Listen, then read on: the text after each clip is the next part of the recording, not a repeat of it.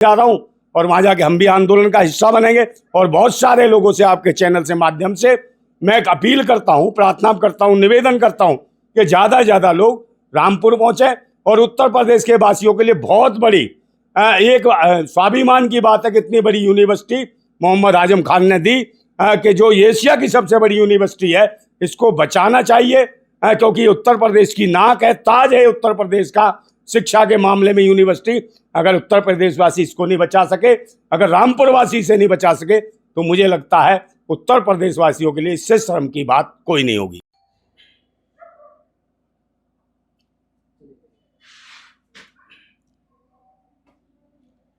रामपुर की आजम खान द्वारा बनाई गई मोहम्मद अली जौहर यूनिवर्सिटी को गिराने के आदेश आ गए हैं और अब शिक्षा के इस मंदिर पर रामपुर की प्रशासन का बुलडोजर चलने वाला है। क्या इस शिक्षा के मंदिर को बचाने के लिए लोग आएंगे आगे? क्या इस शिक्षा का मंदिर, जिस तरह से लोग इसे मंदिर से की तरह पूछते हैं, क्या बचाने के लिए तमाम प्रोटेस्ट होंगे? लेकिन होंगे क्या इन्हें भी कपड़ों से पहचान कर इस यूनिवर्सिटी को दरकिनार कर दिया जाएगा? हमारे साथ इस वक्त नंदा भाई राजपूत हैं जो इस पूरे मामले पर बातचीत करेंगे। क्या कहेंगे सर कि किस तरह से यूनिवर्सिटी को बचाया जा सकता है, कैसे क्या होगा, जबकि आजम खान साहब जो हैं वो जेल में हैं? देखिए, ऐसा तो कुछ नहीं कि भाई यूनिवर्सिटी को तो एक कहीं ना कहीं बदले की भावना से निशाने पर ले रखा है। जैसा कि आपने कहा कि अभी कपड़ों से पहचाना जाएगा, टोपी से पहचाना जाएगा, पजामे से पहचाना जाएगा। ये चीज़ों से जो आप सोच रहे हैं, वैसी ही मानसिकता की सरकार बैठी है और सरकार है भाजपाइयों की, और उनके पास कोई है नहीं, विकास की कोई ऐसी दर दिखा नहीं सकते। ना पिछले 12.5 साल में केंद्र सरकार ने कोई विकास की बात करी है, ना योगी सरकार ने कुछ काम किया है। इनका काम है सिर्फ हिंदू मुसलमान करना। और यही वजह है कि सन 2019 तक माननीय आजम खान साहब के ऊपर एक भी मुकदमा नहीं था। बस 2019 के बाद 100 मुकदमे ठोंक दिए इस सरकार ने, सिर्फ इसलिए कि मोहम्मद आजम खान साहब मुसलमान हैं और मुसलमान के नाते, क्योंकि इनकी राजनीति हिंदू मुसलमान पे टिकती है, उसके अलावा ये कुछ करते नहीं हैं। और हिंदू मुसलमान का खेल है, उसी पे गेम बजा रहे हैं। और कहीं ना कहीं जब बात रही शिक्षा की कि भाई इनकी जो मोहम्मद अली जौहर यूनिवर्सिटी है, ये मोहम्मद अली जौहर भी एक क्रांतिकारी योद्धा थे जो कहीं ना कहीं देश की आज़ादी के लिए आंदोलन में शामिल थे और उन्होंने क्रांति करी। उन क्रांतिकारियों के नाम पर है मोहम्मद अली जौहर यूनिवर्सिटी। और ये भी मुस्लिम थे।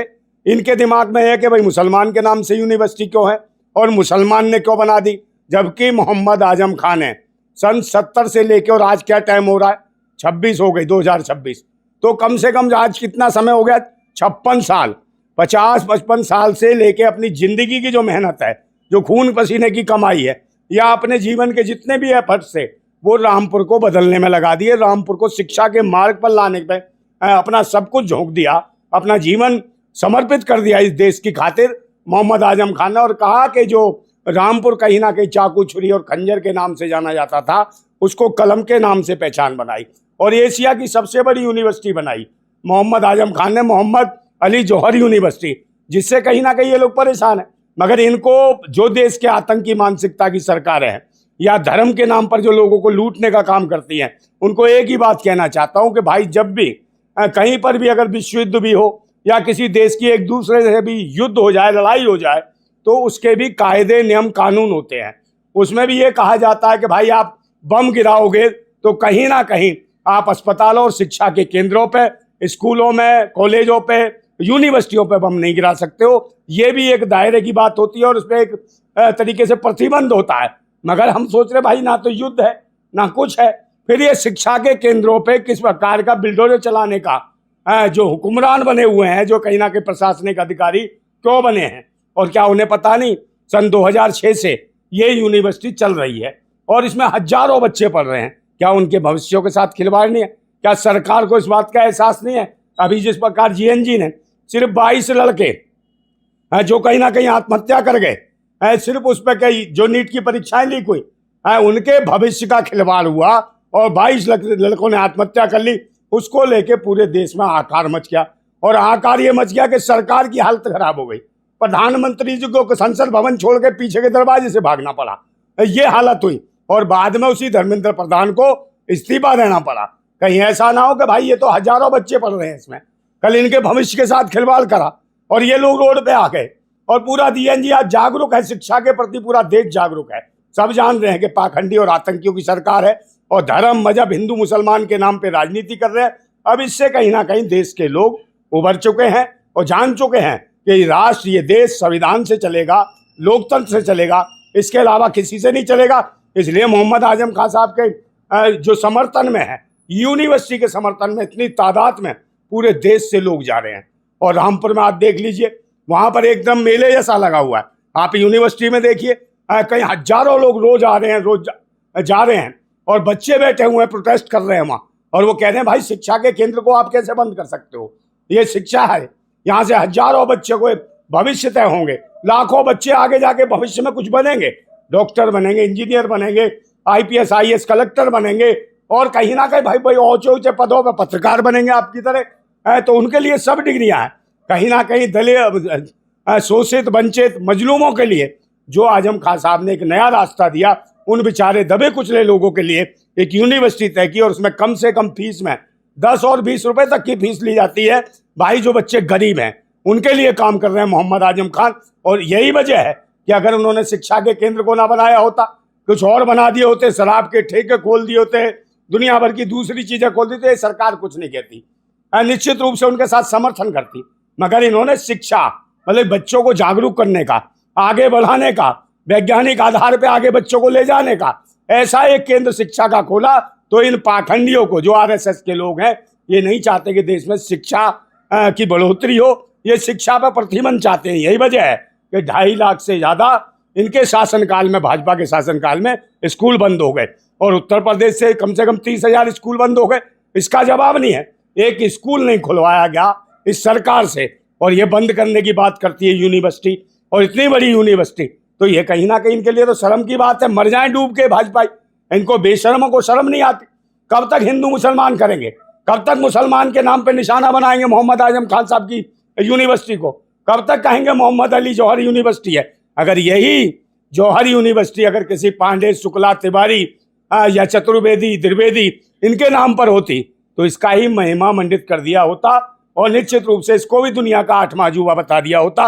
मगर इन्हें मुसलमानों से नफरत है, तो फिर इसमें बिल्डोजर क्यों चला रहे हो। यहाँ बताया जाता है 75% जो बच्चे हैं वो वहाँ पर मुस्लिम बच्चे पढ़ते हैं। और एक यूनिवर्सिटी, वैष्णव यूनिवर्सिटी थी कश्मीर में, जहाँ पर मेडिकल कॉलेज में कुछ बच्चों के इसलिए एडमिशन बंद कर दिए गए, पूरी यूनिवर्सिटी को ही बंद कर दिया गया क्योंकि वहाँ पर मुस्लिम बच्चों का सबसे ज़्यादा मेडिकल में एडमिशन हुआ था। और अब मोहम्मद अली जौहर यूनिवर्सिटी की बारी है।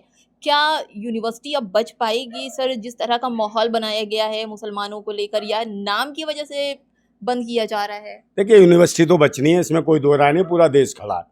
यूनिवर्सिटी के समर्थन में नाम से भी कोई फर्क नहीं पड़ता क्योंकि देश जागरूक हो चुका है। और नाम जिसके नाम पर, वो देश के क्रांतिकारी योद्धा हैं, मोहम्मद अली जौहर। भाई पहले इतिहास पढ़े या अनपढ़, ये आरएसएस के अंधभक्त, पहले जाने के मोहम्मद अली जौहर कौन थे। भाई देश के योद्धा थे, क्रांतिकारी थे, देश की आज़ादी के लिए संघर्ष किया, लड़े, उनके नाम पर है। और इससे किसी को भी ऐतराज नहीं है कि मोहम्मद अली जौहर यूनिवर्सिटी से किसी को ऐतराज नहीं है। मगर ये जान रहे शिक्षा का केंद्र ऐतराज है, तो उन भाजपाइयों को 2027 का चुनाव लड़ना है, उसको देखते हुए राजनीति कर रहे हैं। मगर इन्हें एहसास होना चाहिए कि बहुत बड़ा हाल होने वाला है। और जो आप कह रहे हो वैष्णो देवी के पास जो खोली थी, भाई वहाँ निशाना और टारगेट कर लिया कितनी मुश्किल से। वहाँ के लोगों ने उसे कॉलेज को, मेडिकल कॉलेज को या उसको यूनिवर्सिटी को खुलवाया था, मगर बंद कर दिया इन पाखंडियों ने। तो जब ही तो कह रहा हूँ, इन्होंने कोई यूनिवर्सिटी खोली हो, कोई कॉलेज खोला हो, कोई स्कूल खोला हो, तो उसकी बात करें तो बंद करने पर लगे हुए हैं।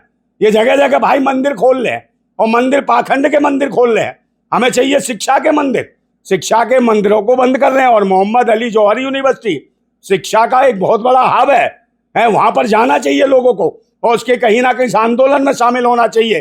कहीं ना कहीं इस यूनिवर्सिटी को बचाने का मतलब है देश की शिक्षा पद्धति, संविधान, लोकतंत्र और बाबा साहेब की विचारधारा को बचाने जैसी बात है। अगर यूनिवर्सिटी बचती है तो सब कुछ बचता है, अन्यथा जिस देश में अगर यूनिवर्सिटियां और कॉलेज बंद होने लगे तो निश्चित रूप से वो देश बर्बादी की ओर जा रहा है। सर अभी लोगों को अगर देखा जाए तो अवैध जितने भी मंत्रियों के घर हैं, अधिकारियों के घर हैं, कई कार्यालय बने हुए हैं, बीजेपी के कार्यालय हैं, क्या अगर उनके भी पेपर निकलवाए जाएं तो क्या वो अवैध निकलेंगे या वैध निकलेंगे, उनके लिए कोई ऑप्शन नहीं है, सिर्फ मजार, मस्जिद, मदरसे देख करके ऑप्शंस बनाए जाते हैं। देखिए, देखा जाए तो आप देख लीजिए, सारे अवैध ही हैं। अभी भाजपा का जो केंद्रीय कार्यालय है वो भी अवैध है। अगर जांच कराई जाए, दूसरी सरकार आ जाए, 2 मिनट में तोड़वा देगी। तो अवैध तो पूरी दिल्ली है, पूरे शहर हैं, क्योंकि सरकार इसी प्रकार के विधेयक लाती है, कानून बनाती है कि किसी को तंग करना हो तो भाई कुछ भी करो, उसको गिरा दो। आप अगर गाड़ी चला रहे हो तो अगर किसी ने ट्रैफिक पुलिस वाले ने रोक लिया, उसे कमी निकालनी है तो कुछ ना कुछ कमी निकाल देगा, और उसे आराम से ज़िंदगी जीनी है, आराम से चलने देना तो चलने देगा। मगर उससे परेशानी है या व्यक्तिगत कुछ ना कुछ उसे दिक्कत होती है, या द्वेष भावना से करता है, तो निश्चित रूप से उसके साथ कानून का हथौड़ा अपनाएगा और कुछ कमियां निकालेगा।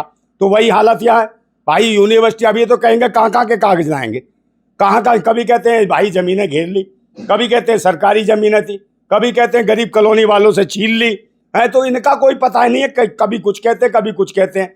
तो जितने प्रशासनिक अधिकारी हैं वो भी आरएसएस के लोग हैं, जो रामपुर में बैठा रखे हैं।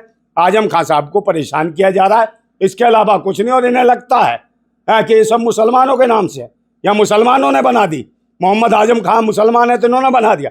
तो निश्चित रूप से भाई उन्होंने ताजमहल बनाया मुसलमानों ने, उसे तोड़वा दो, ले जाओ बिल्डोजर। लाल किला बनाया, उसे तोड़वा दो। कुतुब मीनार बनाई है, उसे तोड़वा दो। क्या क्या तोड़वाओगे ये बताओ ना, बताओ, उन्हें तोड़वाओ। मगर नहीं, ये इन्हें राजनीति करने, हिंदू मुसलमान की यही राजनीति करनी है। इससे कुछ नहीं होने वाला। और ये कुछ कर ले, कितनी भी ताकत लगा ले, इनके करने से कुछ नहीं होगा। पूरा देश इस यूनिवर्सिटी के साथ खड़ा है, और हम लोग भी जा रहे हैं मोहम्मद आजम साहब खान की जो यूनिवर्सिटी में। मैं भी कल जा रहा हूँ, और वहाँ जाके हम भी आंदोलन का हिस्सा बनेंगे। और बहुत सारे लोगों से, आपके चैनल से माध्यम से मैं एक अपील करता हूँ, प्रार्थना करता हूँ, निवेदन करता हूँ कि ज़्यादा से ज़्यादा लोग रामपुर पहुँचे। और उत्तर प्रदेश के वासियों के लिए बहुत बड़ी एक स्वाभिमान की बात है कि इतनी बड़ी यूनिवर्सिटी मोहम्मद आजम खान ने दी, कि जो एशिया की सबसे बड़ी यूनिवर्सिटी है, इसको बचाना चाहिए। क्योंकि उत्तर प्रदेश की नाक है, ताज है उत्तर प्रदेश का शिक्षा के मामले में यूनिवर्सिटी। अगर उत्तर प्रदेश वासी इसको नहीं बचा सके, अगर रामपुर वासी इसे नहीं बचा सके, तो मुझे लगता है उत्तर प्रदेश वासियों के लिए इससे शर्म की बात